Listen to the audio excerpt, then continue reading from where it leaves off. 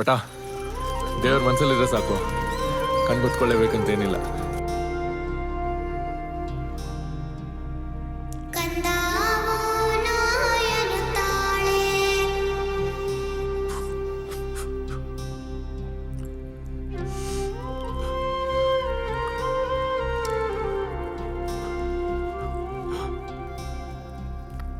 ನನ್ನನ್ನು ತಂಪಾಗಿಡುತ್ತಾಳೆ.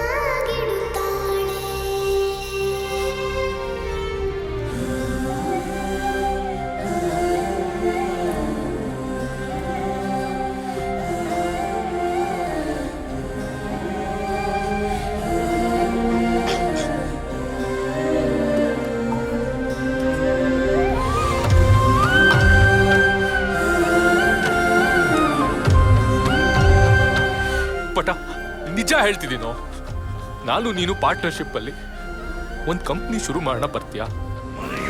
ಕತ್ತಲಲ್ಲಿ ನಡೆಸೋಲ್ಲ, ಬೆಳಕಿನಡೆ ನಡೆಯೋಲ್ಲ, ಸತ್ಯ ವಿನಿಮಯ ಸುಮ್ಮನಿರುತ್ತಾಯೆ.